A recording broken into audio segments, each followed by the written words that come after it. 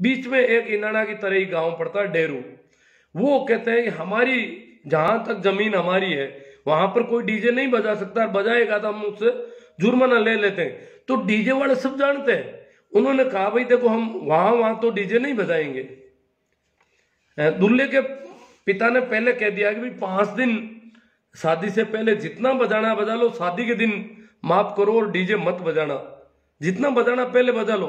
पर वो तो आपको पता है दूल्हे वगैरह मानते नहीं है कोई भी, तो वो बजा डीजे। उस गांव की सीमाओं में डीजे वाले ने मना कर दिया। और जैसे ही अगले गांव में जहां जानी थी बारात, वहां पे कोई मौत हो गई। मौत हो गई तो उन्होंने मैसेज किया, समाचार किया कि हमारे गांव में मौत हो गई है और आप डीजे मत बजाना। हाथ जोड़कर वो लोग आ गए कि डीजे मत बजाना, हमारे गांव में मौत हो गई है। तो वो हाथ जोड़ के आया तो यहां से डीजे बंद किया, दूसरे रास्ते से होकर के दूसरी गली में शुरू कर दिया उन्होंने। इधर उधर उसको मचकाते हैं, ले जाते हैं उस गलियों में वो उस मौत को। मैंने कहा ये तो मार कर उसके ऊपर डीजे बजा सकते हैं किसी को, इनको मौत की कहां परवाह है। अब डीजे के नुकसान है उन पे थोड़ी सी चर्चा कर लें, फिर अपन करेंगे। डीजे के फायदे भी हैं नुकसान भी है। कुछ लोग कहते हैं फायदे, जैसे यूआर बेनीवाल साहब ने भी कहा कि इसके फायदे हैं, कुछ लोगों ने नुकसान तो बहुत ज्यादा लोग बता रहे हैं। फायदा देखो, एक तो म्यूजिक जो है, संगीत जो है आदमी को आनंद में ले जाता है। तो संगीत आज तक जितने भी लोग आनंद में गए हैं उन्होंने संगीत का सहारा लिया है, चाहे वो कैसा भी हो। चाहे वो थाली बजाई है तो जैसे शंकर डमरू बजाते हैं, मीरा घुंघरू बजाती है, वीणा बजाती है, करताल बजाती है, तो इसी प्रकार कृष्ण कन्हैया बांसुरी बजाते हैं। तो संगीत का महत्व करीब करीब सब लोगों ने समझा है और उसको काम में लिया है आनंद में जाने के लिए। तो संगीत का अपना आनंद है, मस्ती है, संगीत होना चाहिए, परंतु उसकी सीमाएं है।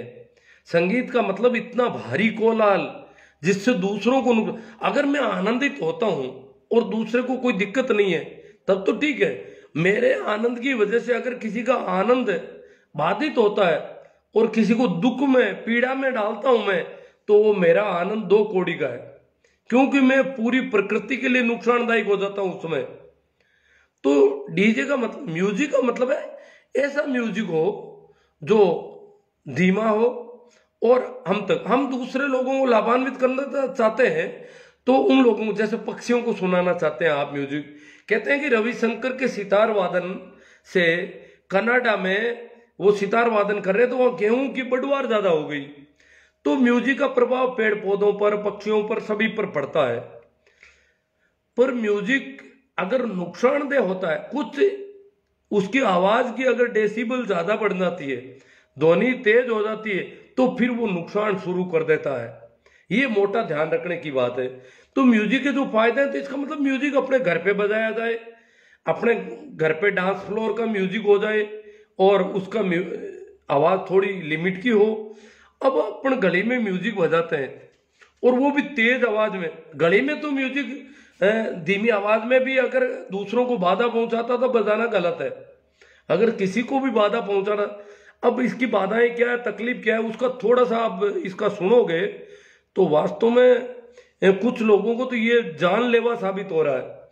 ये जो डीजे पलट गया, कोई मर गया, ये तो एक्सीडेंट तो देखो किसी का भी हो सकता है। हाँ, जब म्यूजिक होता है तो वो लोग लापरवाह ज्यादा हो जाते हैं। उस समय वो डीजे डोलाते हैं यूं, और पीछे मोटरसाइकिल वाले वो भी स्टंट बताते हैं सभी। और इसका बड़ा मैंने देखा है कि यहां तक कि बाराती तो क्या, ये स्त्रियां जो बारात रवाना हो रही थी, मैंने एक जगह देखा बाराती सब गाड़ियों में चढ़ गए थे। तो स्त्रियां जो बारात को विदा करना चाहती थी, बारात को भेजना चाहती थी, वो डीजे पर थी अकेली, बाकी सब गाड़ियों में चढ़ गए। अब वो डीजे वाला डीजे रवाना नहीं कर रहा है, तो डीजे वाला को लोगों ने कहा भाई तू अब रवाना हो जाए, सब गाड़ियां रवाना हो गई, तू रवाना हो। तो डीजे वाला ने रवाना शुरू किया तो स्त्रियां पीछे दौड़ रही, उसको कह रही रोक तू। और तो मतलब उनको कहते हैं ना शराबी करते हैं गड़बड़, स्त्रियों को भी उसका नशा आ गया। शराब उन्होंने नहीं पी रखी है, फिर भी वो उसके पीछे यूं उचक उचक करके जा रही है और उसको कहती है रोक दे तुम। जैसे शराबी डीजे को, शराबी लड़के हैं वो माँ बाप की मानते नहीं है, दादा बाप पड़ा रहो कहीं, हम तो डीजे बजाएंगे। और कभी बारात का टाइम हो गया तो हो गया, हमें जरूरत नहीं, बारात तो सुबह जानी थी, वो शाम को जा रही है,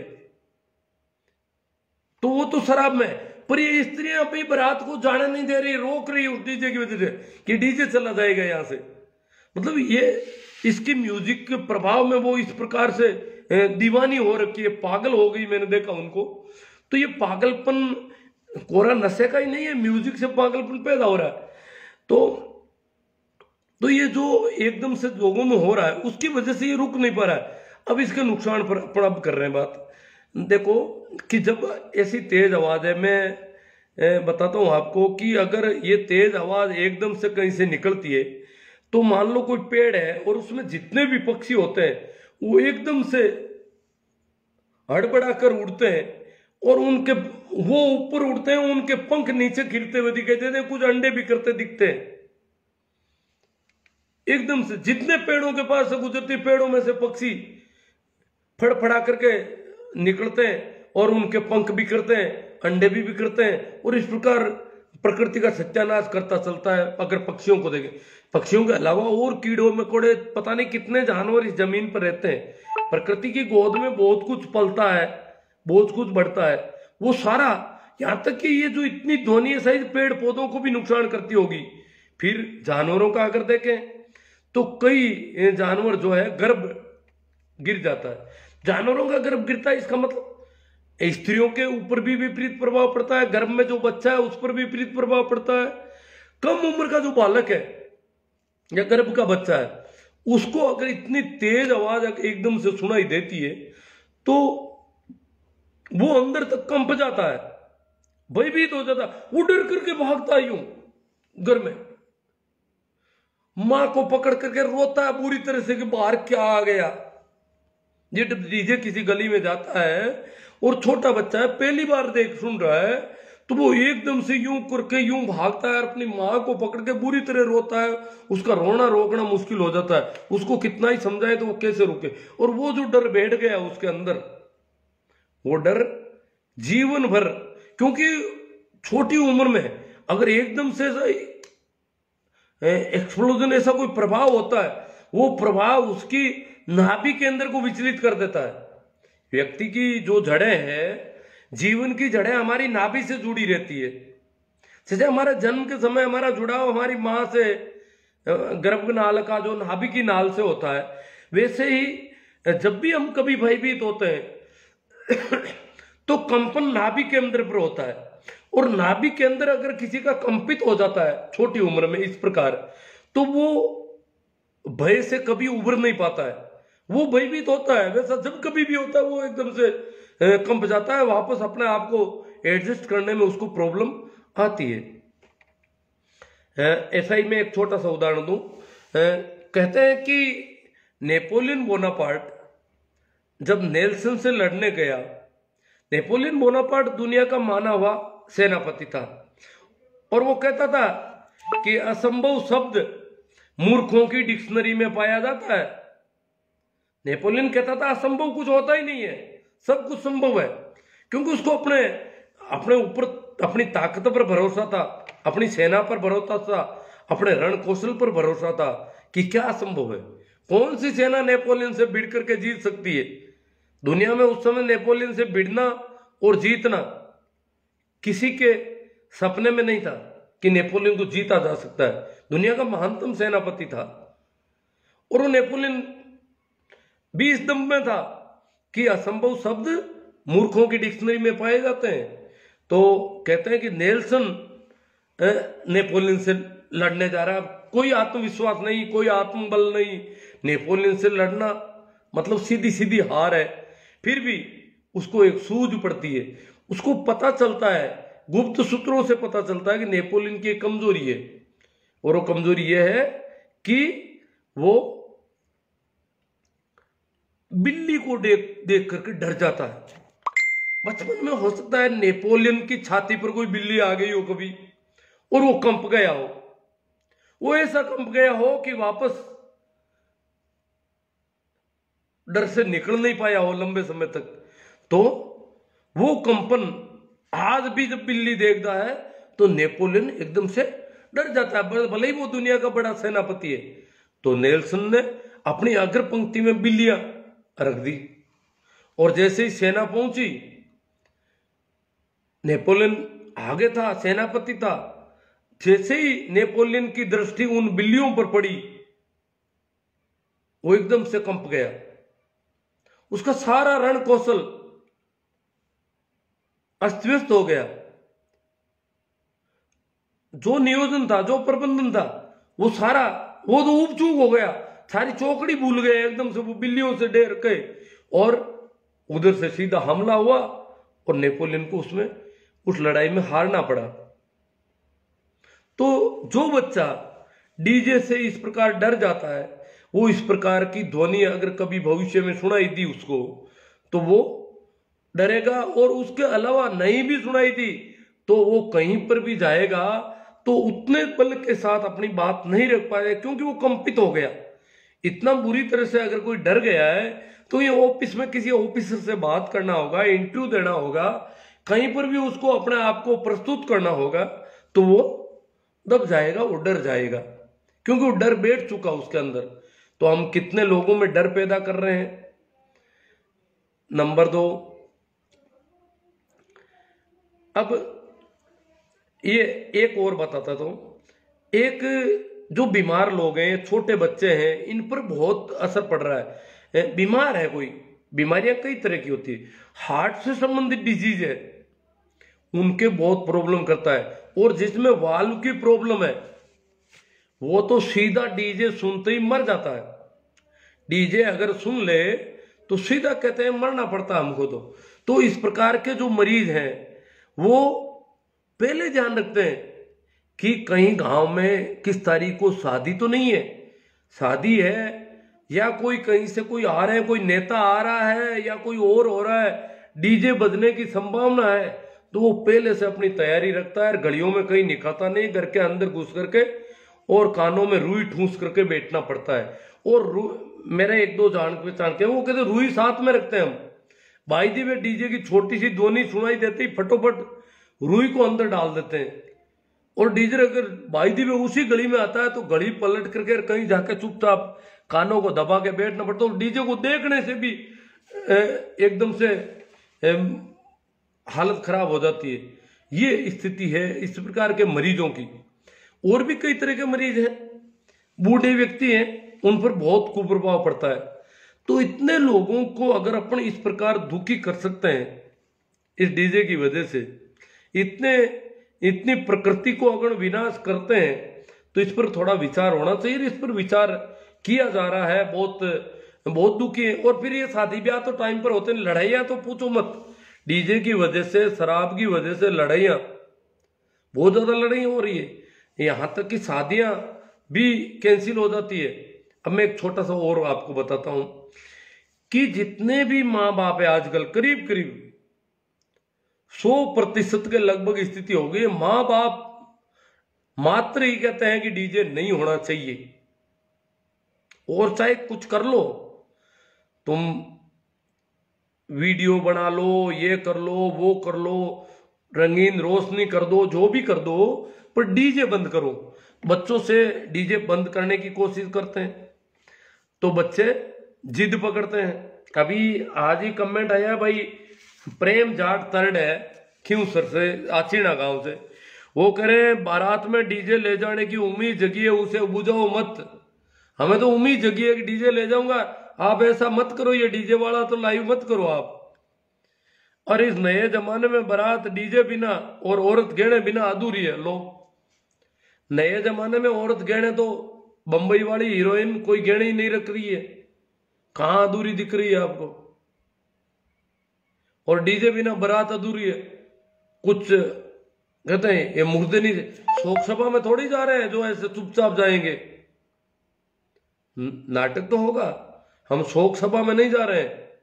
और कुछ लोग जब, क्यों भाई 100% डीजे आने लगे, बिना डीजे कोई जाना चाहता तो क्या यूं कहीं बैठने जा रहे हो गए, शौक पर कटने जा रहे, यूं कहीं करो, बारात है करो नाटक, मतलब ये इस प्रकार औरतें, और जब डीजे कुछ से नाराज भी है और डीजे नहीं होता है तो इनकी कमजोरी भी आती है, कुछ समझ के बाहर है। तो अभी खियूसर के पास कांटिया गांव है, मुझे बताया, बहुत ताजा उदाहरण, कोई कुछ समय पहले का उदाहरण, तो बहुत शानदार उदाहरण है। ये विशेषकर हमारे इलाके में बहुत बड़ी बीमारी है। नागौर, खियूसर, मुंडवा, इधर जाइल, मेड़ता, नागौर जिले में, आधे जिले में कम बता रहे हैं लोग। और यहां तो हालात इतने खराब हैं कि बात बात में डीजे, जलवा पूजे तो औरतें कहती है डीजे लाओ, छोटे छोटे कार्यक्रम करते हैं, बारात बंदोड़ा दे रहे हैं डीजे लाओ, ये कर रहे हैं डीजे लाओ, ये कर रहे हैं डीजे, हर बात में डीजे लाओ। और डीजे वाले भी एक एक गांव में 5-5, 10-10 हो गए, इतने डीजे, जबकि गैर कानूनी है, अवैध है, सब कुछ है। तो इस प्रकार हमारे इलाके में तो ये इतनी भयंकर बुराई हो गई।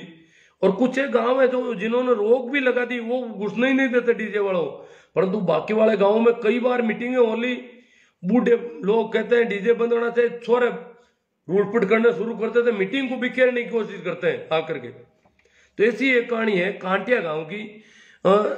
छोरे लड़के ने कहा कि डीजे आएगा, बाप ने कहा डीजे आएगा तो मैं बारात में नहीं चलूंगा। बड़ी तन गई बात इतनी बढ़ गई, लड़के ने कहा मत चलो, आपकी जरूरत नहीं है। बाप से कह दिया लड़के ने, लड़के का एक भी साथी ये नहीं कह रहा है कि तेरा बाप नहीं चलेगा, ये बात अच्छी नहीं है, नहीं, वो सभी कहते हैं हाँ डीजे होगा बस। उसके सभी साथी कह रहे हैं डीजे तो होगा, एक भी साथी उसको समझा नहीं रहा है। और लड़का भी कह रहा है, लड़के को मजबूती में रख रहे हैं वो। और इधर उधर रिश्तेदार फंस गए, भाई बंधु फंस गए। बाप कहता है मैं बारात में नहीं जाऊंगा अगर डीजे होगा तो। कांटिया से दूजा सर बारात जानी थी, तो बात ज्यादा फंस गई। तो कहते हैं कि लड़के के बाप को लोग समझाने लगे कि आप ऐसा मत करो, लड़के तो लड़के। नहीं साहब, आप मुझे समझा रहे हो, गलत बात पर समझा रहे हो। शादी हो जाएगी, आप लोग जाओ, मैं नहीं चलता। पर लड़के को कोई नहीं समझा रहा है। इधर बड़ी देखो अजीब बात है, लड़के के संगी साथी, लड़के के बेनोई, साल जीजे वगैरह जो भी है इधर उधर के, जो भी पास में जो चांडाल चौकड़ी है उसके दोस्त हैं और है, उनमें से एक भी नहीं। बहुत अच्छे पढ़े पढ़े लिखे लड़के आस पड़ोस में घूम रहे, अच्छा पढ़ा दिया, लिखा दिया, सब कुछ कर दिया, पर सबके एक ही धुन है। एक भी जाकर के यूं नहीं कहता है तेरा बाप बारात में नहीं जाएगा, थोड़ी शर्म कर, इस बाप की बदौलत तेरी शादी हो रही है। और यहां तक कि सगाई तो लड़कियों को देनी पड़ती है, सामने सौदे होते हैं ज्यादातर, पर फिर भी डीजे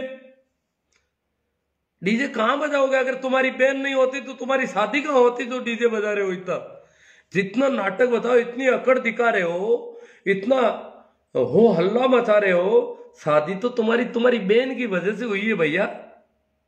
तुम्हें कौन पूछता था? तुम्हें कोई लड़की देने को राजी था क्या? लड़की तो सौदे में मिली है, पर वो भी नहीं सुनते। तो वहां कहते हैं कि ये मामला इतना बढ़ गया कि बारात रवानगी की टाइम हो गई। अब यही स्थिति हो गई, दुल्हा तो डीजे बज रहा है और खेल चल रहा है, और दुल्हे का बाप चलने को तैयार नहीं है। सारे रिश्तेदार उसको समझा रहे कि नहीं चलना पड़ेगा, आपको तो चलना पड़ेगा। क्यों चलना पड़ेगा? बात ज्यादा बढ़ गई, बारात बिना बाप के गई। यहां तक कहते हैं कि बारात जो है बिना बाप के गई। फिर वहां वाले रिश्तेदारों ने कहा यह बात ठीक नहीं है, फिर वो लोग वापस गए और उनको बाप को मना के लाए, वो बाप मान गए। बाकी मानने की कहां जरूरत थी भाई, शादी हो रही तो हो जाएगी उसकी, और नहीं करो तो बहुत ही अच्छी बात है। अगर शादी से इनकार कर दो तो कहना ही क्या है? ऐसे लोगों की शादी से इनकार होना ही चाहिए।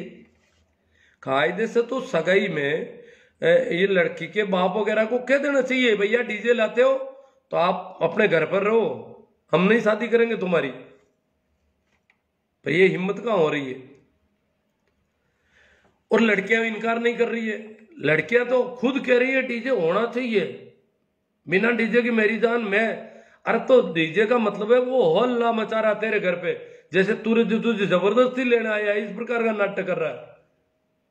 वो समझ नहीं पा रही उसको कि डीजे उसकी अकड़ का मामला है, डीजे उसकी विजय का उत्सव है, तेरी हार का तू अभी रोएगी रवाना होते वक्त, तेरे मातम पर वो डीजे बजा रहा है। तो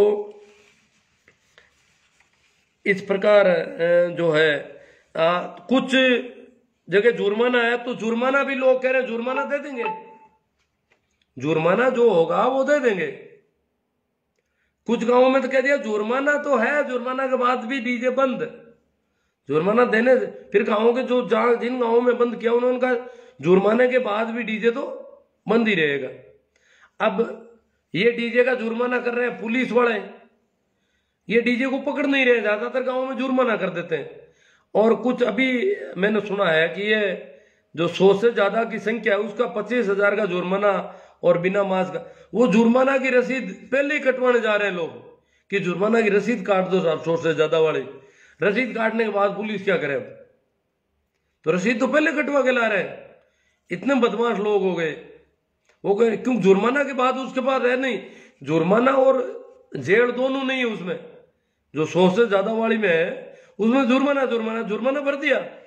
अब कहते हैं अब क्यों संख्या है, भाई जुर्माना भर दिया, संख्या है तो संख्या 100 से ज्यादा तो जुर्माना दे दिया, अब क्या लोगे बोलो, जेल का कोई प्रावधान नहीं, तो जुर्माना तो इस प्रकार समझते हैं लोग।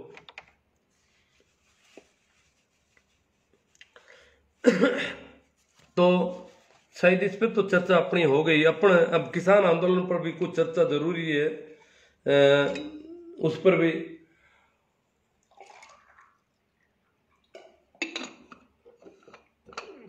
दो दिन से कई लोग कह रहे हैं कि किसान आंदोलन पर भी बात होनी चाहिए और डीजे पर भी होनी चाहिए, तो कर लेते हैं।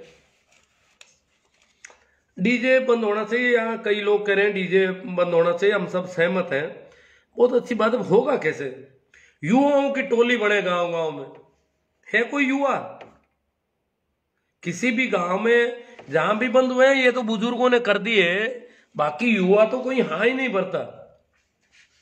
और ये हो जाए कि किसी गांव में 20 बच्चे, अभी हमारे गांव में मीटिंग हुई थी तो डीजे के मामले को पोस्टपोन करना पड़ा, युवाओं का दबाव पड़ गया एकदम से कि नहीं साहब डीजे वाला तो नहीं बैठेगा, डीजे में तो फट से नाराज हो गए वो। अब कुछ लोगों के खुद के डीजे हैं, कमाई का धंधा है, खर्चा का धंधा है।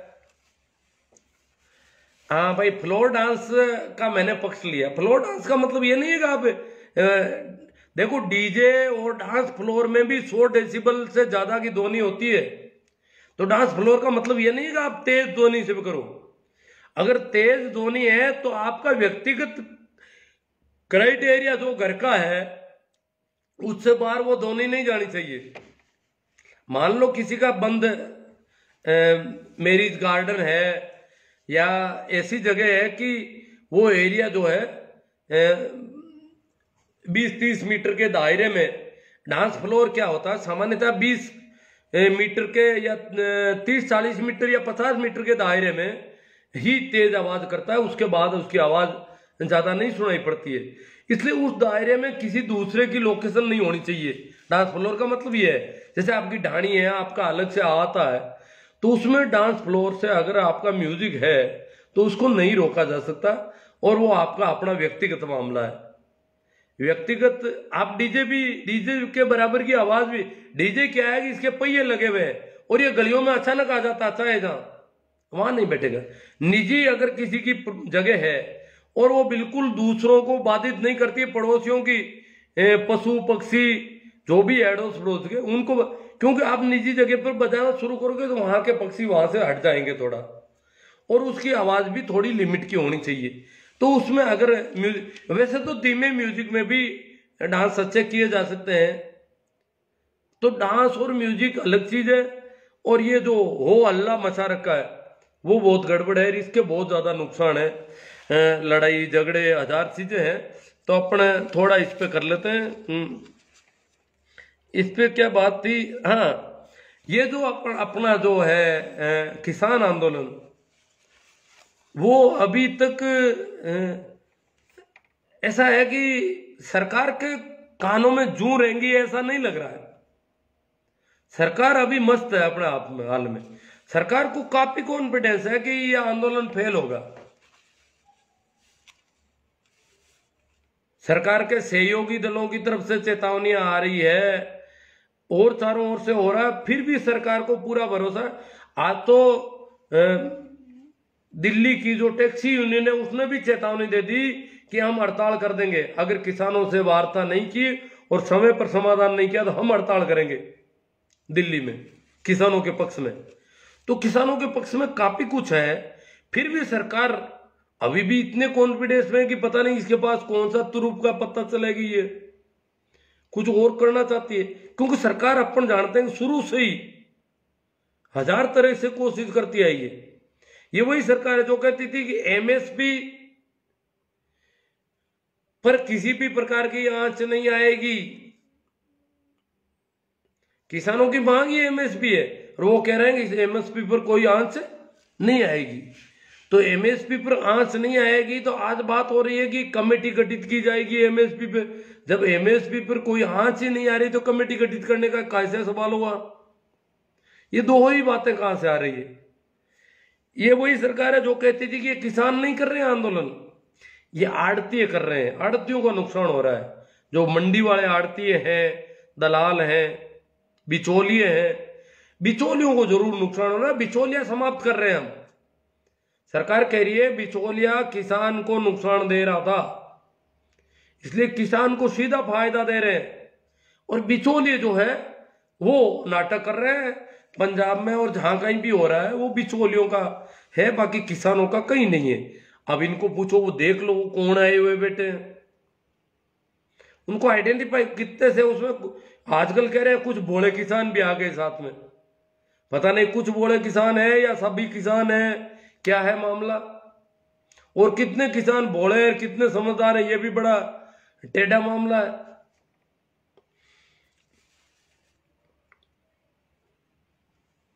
कभी कहते हैं किसानों के समझ में नहीं आ रहा है, किसान इतना समझते नहीं है, बेचारे किसान हैं। अब इस बात में तो बड़ा मजा अलग ही है कि जितने भी तथाकथित पढ़े लिखे लोग हैं, अपन को पता है ज्यादातर गोबर भक्त पढ़े लिखे होते हैं, क्योंकि हिंदू मुस्लिम वाली बीमारी उनके अंदर ही ज्यादा फंसती है। आम सामान्य आदमी को तो हिंदू मुस्लिम का पता ही नहीं रहता, ज्यादा साथ ही बैठे रहते हैं सारे, वो ज्यादा दिक्कत नहीं होती उसको। पर पढ़े लिखों को ये ज्यादा फंसा दिया गया, उनको ज्यादा खतरा भर दिया उनके दिमाग में। तो वो तथाकथित पढ़े लिखे ब्रिलियंट लोग कहलाते हुए वो कहते हैं किसान बोले, इनको समझ में नहीं आ रहा, इनको समझ ज्यादा है। समस्या किसानों की है, किसानों को समझ में नहीं आ रहा, किसानों की भलाई कर रहे हैं। किसान भलाई चाहता नहीं और ये भलाई कर रहे हैं। जैसे कोई लड़का सगाई नहीं चाहता और ये कहते हैं सगाई करेंगे। कोई लड़का अपनी शादी नहीं करना चाहता, सगाई पसंद नहीं है उसको, कोई सी लड़की को सगाई पसंद नहीं है, कह रहे हम करेंगे, तेरी भलाई है, हम तेरी भलाई करके छोड़ेंगे।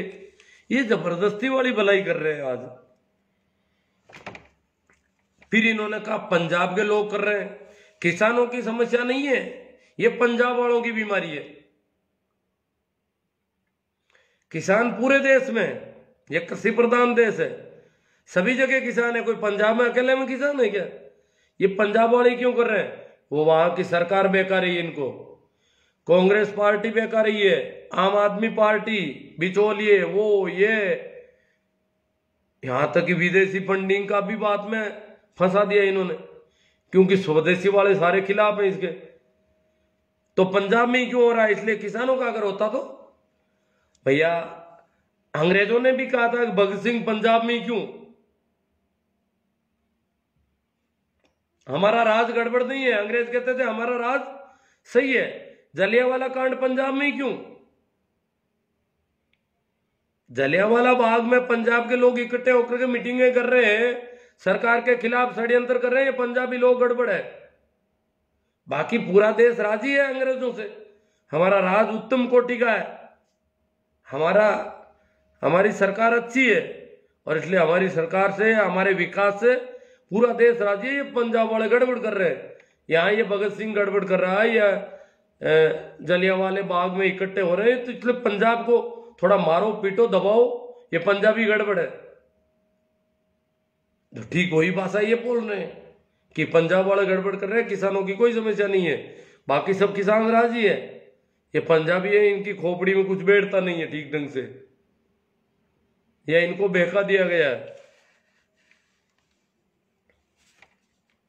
कभी कहते हैं इनका लीडरशिप नहीं है, ये तो झुंड है, भेड़े हैं, भीड़ आ रही है बिना मतलब की। इनकी लीडरशिप नहीं है तो ये कैसे आ गए यहां तक? इतने महीने तक इन्होंने शांतिपूर्ण और व्यवस्थित आंदोलन कैसे कर लिया? फिर ये आपके अश्रु गैस के गोलों के बीच में से, पानी की बौछारों के बीच में से यहां तक क्यों आए? अगर इनको समस्या नहीं है, किसान कह रहे हैं कि हम ट्रैक्टरों से आ रहे हैं। ट्रैक्टर से आने का मतलब है बहुत महंगा साधन, हवाई जहाज के बराबर के, हवाई जहाज से भी ज्यादा खर्चा पड़ता है ट्रैक्टर से यात्रा करने में। ट्रैक्टर कोई यातायात का साधन नहीं है। ट्रैक्टर जमीन में खिंचाई करने का काम करता है, जमीन की गुड़ाई निराई प्लो करने का काम करता है। तो इसलिए ये धीमी चाल में चलने वाला साधन है। इसलिए यात्री के अगर इस पे बैठ के जाता है तो डीजल तो उस अनुपात में खाता है। ये तो धीमे चलने वाला साधन है, तो डीजल बहुत ज्यादा खर्च हो रहा है। एक एक ट्रैक्टर में कह रहे हैं 15-15, 20-20 हजार का डीजल खर्च हो गया दिल्ली पहुंचने में, और सवारी किसी में 5, किसी में 7। तो कितना महंगा पड़ रहा है ट्रैक्टर का साधन? ये तो हवाई यातायात की तरह पड़ रहा है। तो मतलब इतना महंगा, इतनी पानी की बौछारें, इतना सब कुछ करके वो आना चाहते हैं। इसका मतलब वो सब समझ रहे हैं थोड़ा बहुत नुकसान होता तो भी रवाना करना बड़ा मुश्किल होता है, पर वो मन से आ रहे हैं सभी, तन मन और धन से आकर के बैठ गए, जम गए। अब हरियाणा वाले खड़े हो गए, हर घर से एक आदमी हरियाणा में तय हो रहा है, मीटिंगें हो रही है। यूपी वाले आ गए, एमपी वाले आ गए, राजस्थान, दिल्ली चारों ओर से गिर चुकी है। फिर भी अभी इनको भरोसा है कि हम इसको कुछ कर देंगे, कोई षड्यंत्र हमारा होगा।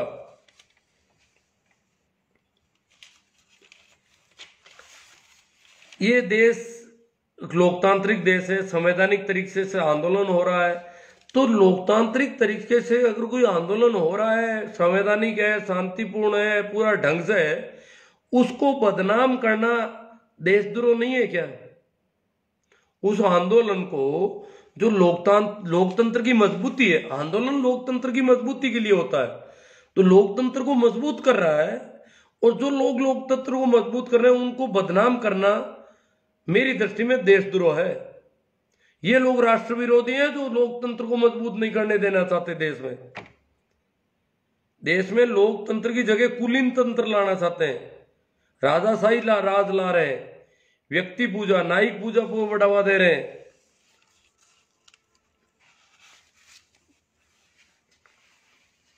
देश के कुछ संगठन हैं जो छोटी छोटी बात पर तिल का ताड़ बढ़ा देते हैं। बजरंग सेना, बजरंग दल,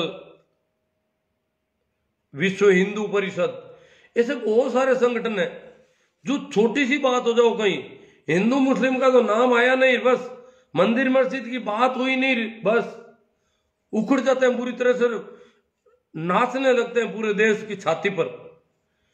और जो इतना तिल का ताड़ बनाते थे, अभी इन दिनों अभी भी षड्यंत्रों में लगे हैं। ये नहीं कह रहे भाई किसान की सुनो, नहीं, किसान तो उनकी दृष्टि में कोई दूसरे मुल्क से आया हुआ जानवर है, विदेशी है एक तरह से, विदेशी पंडित ही नहीं है, मतलब ये देश का आदमी नहीं है। तो जितने भी तथाकथित राष्ट्रवादी और देशभक्ति वाले लोग, जो स्वदेशी आंदोलन चलाने वाले लोग, किसान को स्वदेशी नहीं मानते, किसान भी विदेशी है। विदेशी फंडिंग का भी इल्जाम लगा रहे हैं। इसका मतलब किसान को न तो राष्ट्रवाद से जोड़ रहे हैं, न देशभक्ति से मान जोड़ रहे हैं, न देश से जोड़ रहे हैं। एक तरह से देश विरोधी आंदोलन डिक्लेयर करने की कोशिश की जा रही है। और हमारे जनाब मोदी जी, देखो किसान कहां पड़े, दिल्ली के चारों ओर पत्थर रख करके रोटियां बना रहे हैं, ईंधन समेट के ला रहे हैं, बड़ी जली रोटियां बैठे बैठे खा रहे हैं, सड़कों के किनारे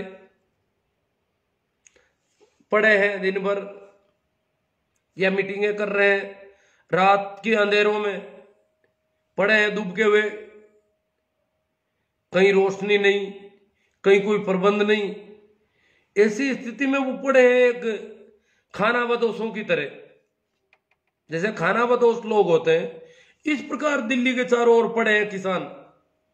और साहेब वाराणसी में देव दिवाली मना रहे। और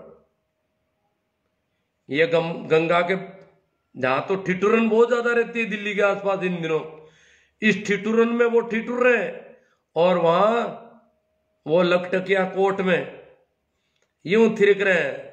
रंगीनी गंगा के ऊपर जो रंगीनियां पैदा की, रंगीन रोशनियों में वो म्यूजिक, और बिल्कुल बेखबर कि वो लोग वहां क्या कर रहे होंगे, उनकी क्या कंडीशन है, बिल्कुल शिकन भी नहीं कहीं चेहरे पे। और वहां जाकर के देखो भले आदमी, वहां जाकर के उन गंगा के किनारे रहने वाले पुजारियों को समझा रहे हैं कि किसानों की भलाई का बिल लाए हम। तो भैया किसानों से भी बात कर लेते आप दिल्ली में ही थे, दिल्ली के चारों ओर दिल्ली को घेर लिया था इन्होंने, आप उड़ान भर के निकल गए। तो उनसे पूछ लेते, उनको कह देते भाई तुम्हारी भलाई है, तुम्हें मैं समझा दूं। वहां उनको क्या समझा रहे थे, वहां क्या डायलॉग कर रहे थे।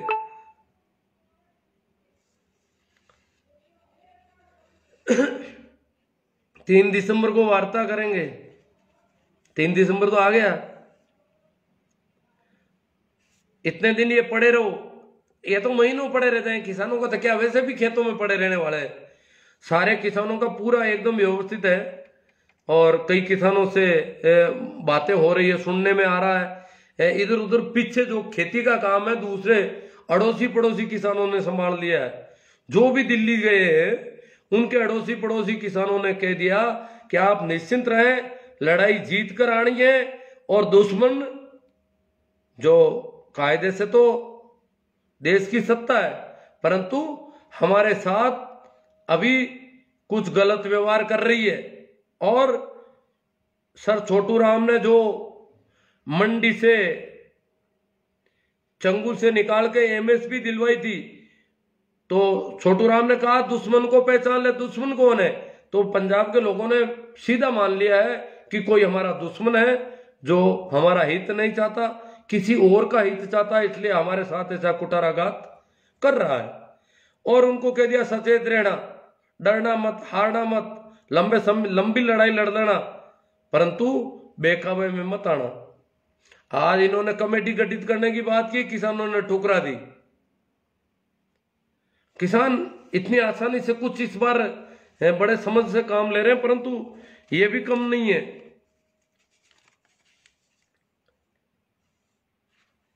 इनके चेले चांटी कह रहे हैं कि मस्जिदों का भोजन क्यों स्वीकार कर रहे हैं किसान। मस्जिदों वालों ने भोजन दे दिया कई जगहों पर किसानों को। गुरुद्वारों का तो रिवाज है, हम जानते हैं, गुरुद्वारे वाले तो वैसे ही लंगर बढ़ते रहते हैं। ये तो भोजन, पंजाब का काम पेट भरना है लोगों का। पंजाब ने, इस देश का पेट पंजाब ने भरना सिखाया यहाँ के लोगों को। ये देश भूखा था, ये जो पेट के सड़ हैं वो सबसे पहले पंजाब ने भरा है पेट यहाँ के अनाज से। उससे पहले यहाँ पर कई बार भूखमरी आ गई, तो हरित क्रांति पंजाब की आई और उससे अन्न के भंडार बढ़ने शुरू हुए। उससे पहले अन्न के भंडार जैसी कोई चीज नहीं थी इस देश में। और पंजाब वाले रोज खाना देते रहते हैं लोगों को, लंगर बढ़ता रहता है पंजाब का। इनके गुरुद्वारों का सिस्टम है, जो भी आएगा खाएगा। बाकी जो मंदिरों में खाने पीने का कोई सिस्टम नहीं, हम जानते हैं। मस्जिदों में ऐसा मेरे हिसाब से शायद नहीं, दरगाहों में है, मस्जिदों में नहीं है। तो दरगाहों में जरूर भोजन बनते हैं, पर मस्जिद वालों ने उनको भोजन दे दिया हो और उनको भोजन चाहिए था तो कोई भी देता तो स्वीकार कर लिया, तो क्या गड़बड़ हो गई। ये कह रहे हैं हिंदू मुस्लिम कर रहे हैं इसको कि मस्जिदों का भोजन स्वीकार कर रहे हैं, ये किसान नहीं हो सकते। किसान मस्जिदों का भोजन लेगा क्या। अरे तो किसान तो मस्जिदों में जाते भी हैं भैया, किसान तो नमाज भी अदा करते हैं, वो भी किसान है। पश्चिम उत्तर प्रदेश के आधे से ज्यादा किसान मुस्लिम है, और भी जगह जगह मुस्लिम किसान मिल जाएंगे, तो क्या वो मस्जिद का भोजन नहीं खाएंगे। हाँ, वेज नॉन वेज हो तो उसका ध्यान दिया जा सकता है, वो अलग चीज है। बाकी भोजन खाने में कहाँ ऐसी छुआछूत की कहाँ जरूरत पड़ गई। फिर मंदिर वाले भोजन किसी को देते नहीं कभी। वो कह रहे हैं मंदिरों में धन धान्य की कोई कमी आई है क्या? अरे भैया कमी तो नहीं आई, पर मंदिर कभी किसी को खिलाता नहीं है।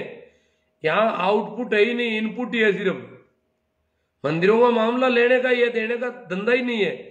पीला खाने पीने में सिर्फ वही पंचामृत देते हैं, पी लो। वो पंचगव्य जो गोबर गोमूत्र से बनता है, पंचगव्य 5 गाय की चीजें शामिल करते हैं उसमें, और जो पंचगव्य का जो पंचामृत होता है वो खिलाते हैं जो भी आता है। अब ये गोबर खाने से कोई पेट भरता है क्या? गोबर या गोमूत्र पीने से? हाँ ठीक है, थोड़ा बहुत तो कोई बात नहीं भाई, धार्मिक होगा इसलिए लोग आचमन कर लेते हैं कि पंचगव्य पंचामृत है। वो कुछ लोग कहते हैं आपने आप धर्म को धर्म बदनाम नहीं कर रहा हूं। पंचगव्य पंचामृत 5 चीजों से बनता है, गोबर गोमूत्र दही दूध और गाय का मक्खन। इन 5 चीजों से, गाय की बनी 5 चीजों से बनता है ये पंचगव्य। तो ये खिलाने पिलाने का रिवाज है यहां तो सिर्फ।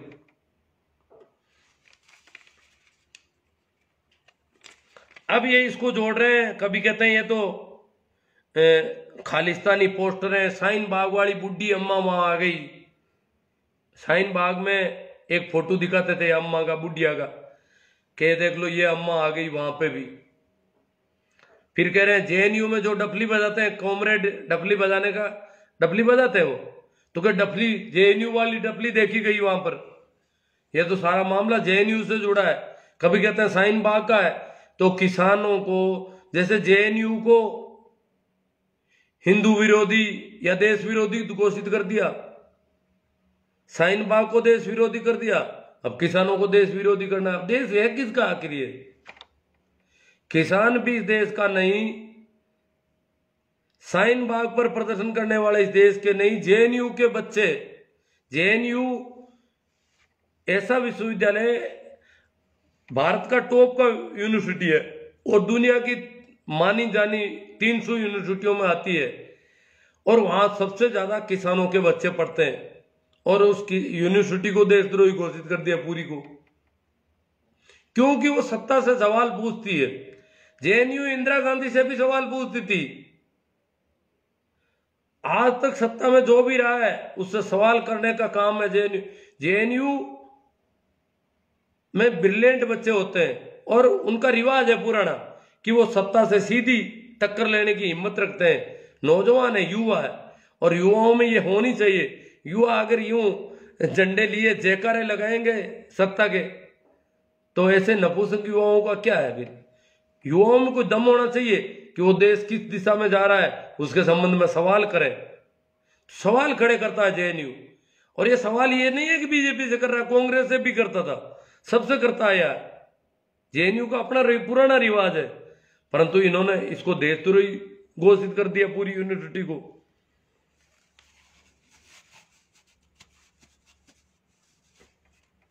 भाई UR बेनीवाल साहब ने एक बहुत अच्छी बात बताई। उन्होंने कहा कि भाखड़ा नांगल जो बांध जब बना था किसानों के लिए, वो एक बहुत बड़ी परियोजना थी। भारत की बहुउद्देशीय परियोजना है। बहुउद्देशीय मतलब उद्देश्य तो एक से अधिक उद्देश्य है उसके। तो भाखड़ा नांगल से ऐसे कई उद्देश्य थे, जैसे बिजली बनाना भी उसका एक उद्देश्य था, सिंचाई करना भी उसका एक उद्देश्य था, और भी ऐसे बहुउद्देशीय परियोजना है। तो किसानों से कहा गया कि आप इसका पानी मत लेना।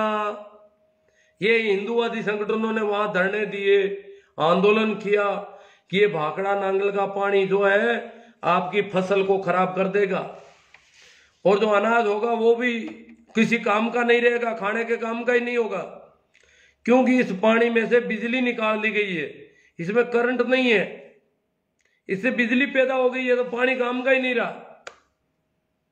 पानी में जो करंट था वो इन्होंने काम ले लिया। इसलिए आप जो है किसानों को उकसाने की कोशिश की इन्होंने खूब, और वहां बड़ा दंगा किया। ये दंगे भी करते हैं कई बार, तो वहां इन्होंने बहुत ज्यादा मचाया कि कहीं किसानों को फायदा नहीं हो जाए कहीं।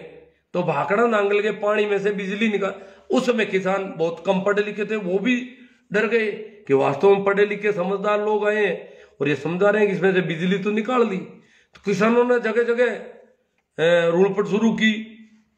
इनके बड़े बड़े महात्मा थे, वो भी भाषण दे रहे थे, जगह जगह प्रवचन दे रहे थे कि पानी में से बिजली निकाल रहे हैं, ये पानी न तो पीने का काम का है, न जानवरों का काम का है, न खेती के काम का है। और जनता कहती हो लो ये तो पानी खराब कर रही है सरकार। मतलब इस प्रकार का एक हवा छोड़ दिया, जैसे कभी आलू से सोना और सोने से आलू करते, इसी प्रकार का खेल शुरू किया। और वो हवा इतनी फैल गई कि किसान पानी लेने को राजी नहीं। जबकि बिजली कैसे बनती है, जो भी थोड़े बहुत पढ़े लिखे हैं उनको पता है कि वो पानी जो ढलान में आना चाहता है, तो ढलान में जब पानी जाता है तो उसमें एक ताकत होती है, वेग होता है। और किसी भी चीज में अगर वेग है और उस वेग को अपन काम लेंगे तो ऊर्जा का रूप परिवर्तन होता है। ऊर्जा का रूप परिवर्तन हमने पढ़े हैं। ऊर्जा का रूप परिवर्तन ये बहुत पुराने जमाने से तराई के प्रदेश में, जो हिमालय की तराई के प्रदेश में, तो कहते हैं बहुत पुराने जमाने में आदमी इस समझ में पैदा हो गया कि वो बहते हुए नाले से गट्टी चला लेता था। पानी का छोटा नाला चल रहा है तो वहां पे गट्टी रख देता और गट्टी के लकड़ी के फट्टे बांध देता, 3-4 फट्टे। तो वो फट्टे जो है पानी की धारा में, फट्टा पानी की धारा में लग जाता। धारा में लगते ही फट्टे को वो धारा फेरती, तो वो फट्टे अटकते जाते और फिरते जाते और वो गट्टी पीसती जाती। तो जितना अनाज उरो पीसती रहे, क्योंकि धारा पूरी रात और दिन चलती है, तो पूरे गांव की पिसाई के लिए गट्टी रखते थे। और वो गांव या कबीले के लोग वो गट्टी जो है, पानी जो चल रहा है उसका वेग है, उस वेग की गति को काम लेते, फट्टे बांध करके वो गट्टी फिरती और उस चाकी से पीस लेते वो अनाज। ये तो बहुत पुराने जमाने से ऐसा रिवाज चल रहा है कि ऊर्जा को का रूप परिवर्तन। ऊर्जा एक धारा में, एक दिशा में चल रही है, इसको गोल गति में परिवर्तित कर दिया। जो सीधी दिशा की गति थी उसको गोल राउंड में कर दिया। तो ऐसा गोल राउंड करके और ऊर्जा को काम लिया। तो इसी प्रकार बिजली जो पैदा होनी है वो क्या हो रहा है, वो भी पानी आ रहा है, पानी के आगे टरबाइन लगाए, उसी गट्टी की तरह ही सिस्टम है सेम ही। पानी के आगे टरबाइन लगाओ तो भी बिजली पैदा होगी, पर वो छोटी मात्रा में होगी, उसमें ताकत, चलता पानी में ताकत कम होती है या ज्यादा ताकत है तो थोड़ी महंगी पड़ती है। तो इन्होंने कहा बांध बढ़ा दो, और बांध में जब ऊपर से उसका गेट खोल करके जो पानी गिराया जाएगा, वो पानी गिरेगा तो टरबाइन राउंड लेगा, बहुत बड़ा टरबाइन भी राउंड, जो मतलब हाथियों, जब इतना पानी बहुत बड़ी धारा पड़ती है उसके ऊपर, तो कैसे भी टरबाइन को, बड़े से बड़े टरबाइन को राउंड में, और वो राउंड से जो टरबाइन राउंड लेगा उससे ताकत को बिजली पैदा की। अब बताओ पानी में से कौन सी बिजली निकली? पानी की जो गति है, ऊपर से नीचे जाने की गति, ढलान में जाने की गति, उसको काम लिया सिर्फ। पानी का क्या बिगड़ गया उसमें? पानी का कौन सा नुकसान हो गया? परंतु इन्होंने पूरे देश में हवा फैला दी। वो तो वहां भाखड़ा नांगल में कर रहे थे, बाकी जितने भी डोंगरे महाराज और जितने भी देश भर में महाराज थे, वो जगह जगह प्रवचन दे रहे थे, ये भागवत कथाओं में और में सब जगह। और अरे एक ही झूठ को 1000 बार बोलो तो वो तो, हिटलर ने कहा है कि झूठ को बार बार बोलते जाओ तो वो सत्य जैसी दिखती है। तो इन्होंने बार बार उस झूठ को बोलते रहे कि बिजली निकाल दी इसमें से, और ये इन्होंने ऐसा गड़बड़ कर दिया। तो अब अपन चलते हैं रामसा धोलिया डारू में डीजे नहीं है, तो डारू की वजह से हमारे बंद हो गई थी आपको बारात कल। तो डेरू गांव से डीजे वाले भी डरते हैं कि डेरू में अगर जाएंगे तो वहां जुर्माना ले लेंगे वो, और जुर्माना लेने के बाद डीजे और बंद करवाते हैं वो। जुर्माना दो और डीजे बंद। गांव में चुपचाप निकलना है तो डीजे को। सुभाष जी जलवाने डीजे साउंड तो हमेशा हमेशा के लिए बंद ही कर देना चाहिए। बहुत बढ़िया बात है, डीजे साउंड बंद होना चाहिए, सही है। इसका मतलब सभी लोग इसके पक्ष में है।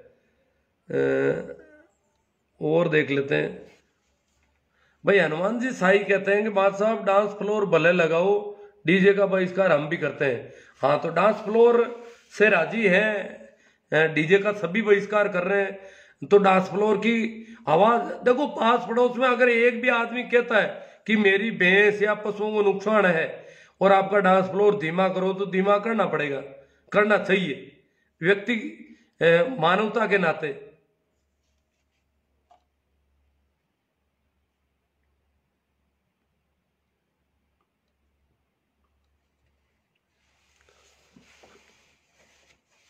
हाँ, मैं राम जी निर्मल कहते हैं जो डीजे बजाने के पक्षधर है वो इसका एक भी लाभ बता दो। हाँ, लाभ तो कुछ है ही नहीं, दिख ही नहीं रहा, कहीं लाभ तो दिख ही नहीं रहा है। डी बेरा राम जी भाकर कह रहे डीजे सब तरीके से खतरनाक है। हाँ, बहुत ज्यादा लड़ाइयाँ, दारू, झगड़े की जड़ है डीजे का। मतलब मेरे एक मित्र है अध्यापक जी, उन्होंने कमेंट लिखा डीजे का मतलब है डायरेक्ट झगड़ा है। आजकल तो मौत होने पर भी डीजे बजाते हैं। हाँ, कहीं भी बजा लेते हैं डीजे तो। हाँ, पारस जी चौधरी मानकपुर से बोल रहे हैं डीजे ये तो गलत है। बेरा राम जी लीलड़, बेरा राम जी भाकर, शादी हो, चुनावी सभा हो, ये तो फार्म भरो, नेता आओ, नेता छोटे से मोटा कैसा भी नेता आया नहीं, डीजे नाटक शुरू। नेता एक भी मना नहीं करेगा डीजे बंद कर दो। नेता तो यही चाहता है डीजे होना चाहिए बस। क्यों, नेताओं को तो ऐसे ही चाहिए, डंडेबाज लड़के। रामू राम जी बाजिया, आपकी बात सही है साहब। हाँ, ठीक है साहब। डीजे ना नशा हो गया है लोगों को, डीजे का नशा हो गया है, राम जी बाकल कह रहे हैं। हाँ, ये नशा ही तो गड़बड़ कर रहा है सर। डीजे मतलब डोली जाट हो गए हैं खैर कुछ भी कहो।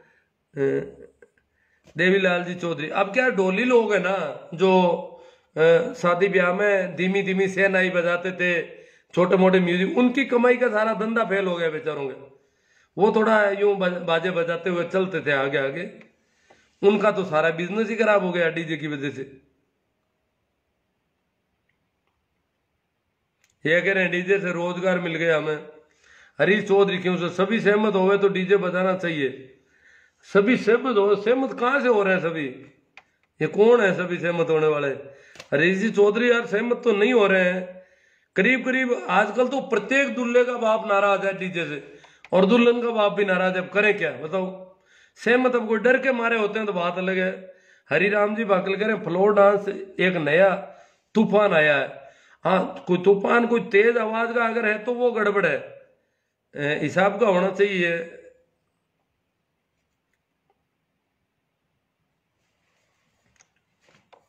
किसान आंदोलन पर मेघवंशी जी कह रहे कर ली, थोड़ी बहुत जितनी करनी थी। भाई प्रेमाराम जी मेघवाल, बहुत अच्छी बात है गुरुजी, डीजे बंद होना चाहिए। मुझे तो इसमें बहुत ही चिढ़ है। अब चिढ़ तो काम नहीं आ रही है, कर क्या सकते हैं हम? ये देखो, अब तो ये बंद तो होना चाहिए। गांव गांव में मीटिंगें हो और कुछ इसमें बंद का प्रोग्राम बने तो बड़ा मुश्किल मामला है।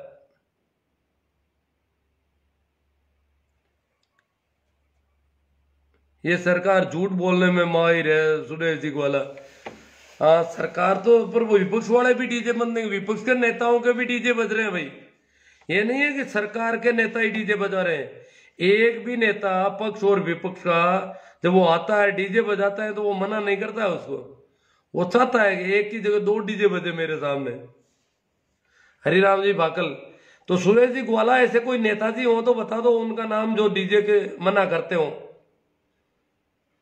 किसानों के समाधान मनोहर लाल शास्त्री के पास है, भेज दो। मनोहर लाल खट्टर की बात कर रहे हैं साहित्य हरिराम जी, खतरनाक आदमी है भाई खट्टर तो। कानून के बारे में बताओ गुरुजी। कानून डीजे देखो ये नहीं बजाया जा सकता कानून। डीजे जो डीजे व्हीकल है, ये डीजे का न तो कोई रजिस्ट्रेशन है, किसी भी बिना रजिस्ट्रेशन का अगर कोई यान है, गाड़ी घोड़ा है, तो वो सड़क पर चल नहीं सकता।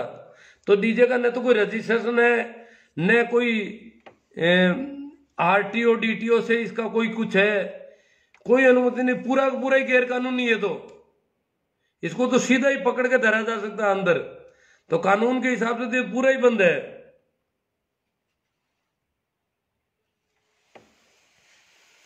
नरेंद्र कुमार जी कह रहे हैं कि इनका साथ दे तो देशभक्त, विरोध करें तो देशद्रोही। 3 कानून क्या है क्लियर करो सर। हरिराम जी पाकल, अरे हरिराम जी मन्नत बने बाफड़ा वो लंबे थोड़े रोज लेके आते हैं, क्या इसको क्लियर करना है। तीनों में काफी बातें बहुत ज्यादा है इसमें, इसलिए ये लिख के ला करके बात की जा सकती है, बाकी यूं बैठ नहीं रहा है ढंग से नहीं। आप आराम से पढ़ो, ये तो बहुत सारे आ गए अब। बिकुनिया जी, केवल अंधविश्वास और पाखंडवाद। सगाराम जी का सुनिया, राजस्थान वाला किसाना का टावर तो नेता के लारे वे साथ लाओ ले वे नहीं। राजस्थान के किसान भी खूब पहुंच चुके हैं अब तो दिल्ली। किसान तो पूरे देश भर के खिलाफ हो गए हैं अब। किसान तो शुरू से ही किसान, देखो आंदोलन करना बड़ा, वो तो हिम्मत पंजाब वालों ने दिखाई तब सभी साथ हो गए। बाकी राजी कौन से किसान है जिन्होंने कहा कि ये कानून होने चाहिए? सिर्फ इन बच्चों के अलावा, जिन तथाकथित पढ़े लिखे बुद्धिजीवी लोगों के अलावा किसी भी किसान ने नहीं कहा कि ये कानून अच्छे हैं। यहां तक कि इनके खुद के संगठन भारतीय किसान संघ ने मना कर दी कि ये कानून गलत है, उसने भी मना कर दी। कमलेश जी भोपालगढ़ से कह रहे हैं कंपनियों के संबंध में, हाँ कंपनी अगर एमएसपी की गारंटी लेती है तो कोई दिक्कत नहीं है। रामसा धोलिया दारू में कई सालों से डीजे बंद है, बिल्कुल पाबंद है सब। दारू की सरहद में कहीं नहीं निकलते दारू। इंदाना कुछ गांव है ऐसे जो, बाकी वाले गांवों को मामला बैठ नहीं रहा अभी भी।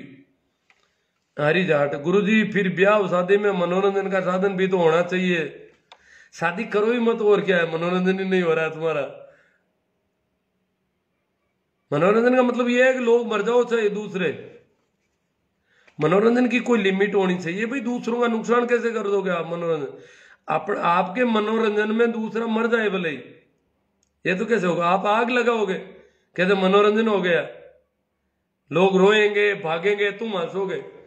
क्या आग लगाई? यार लोग रोए, खूब रोए, बहुत ज्यादा लोग रोने। हम गए उस गांव में, हमने आग लगा दी, फिर लोग रोने लगे और हम हंसने लगे। ये मनोरंजन हो गया तुम्हारा? ये कोई मनोरंजन का ढंग है क्या?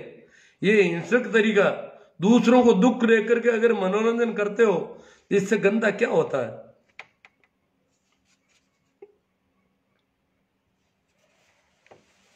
हाँ लड़ाई झगड़े खूब होते हैं साहब, दाइमा साहब, दुर्घटनाएं होती है, लड़ाई झगड़े होते हैं।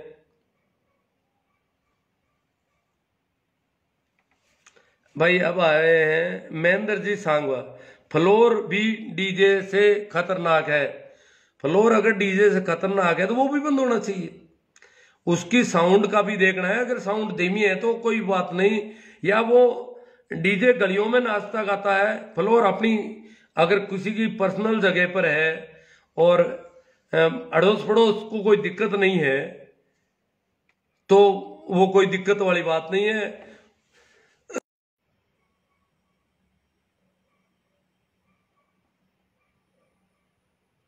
विराट जाट बना। अब जो ये छोकरे जो कह रहे हैं फ्लोर भी गलत है, तो भाई डीजे बंद कर दे, चलो फ्लोर भी बंद कर दे, आप राजी हो तो और ही अच्छी बात है। हम तो डीजे और फ्लोर दोनों ही बंद करने को तैयार हो जाएंगे। लड़के अगर, हम तो फ्लोर रख रहे हैं भैया, तुम्हारे थोड़ा बहुत हम रख रहे हैं।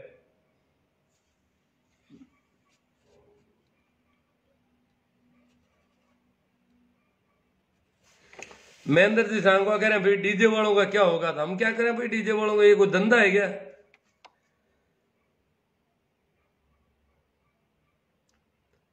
फिर कल का जो चोरियां बंद करोगे, चोरों का क्या होगा?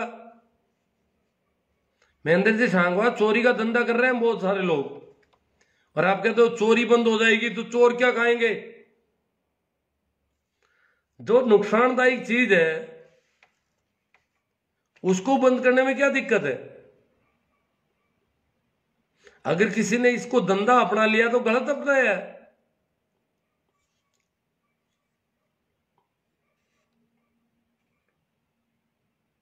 लक्ष्मी नारायण जी बेरा, देश में नया कानून लेकर आओ कि मिडिल क्लास अपनी खुशी के लिए कुछ भी करे, वे कानूनी तौर पर गलत होगा। किसान अपनी मेहनत का पैसा मांगता है वह गलत, और गरीब कोई त्योहार मनाता है वह गलत।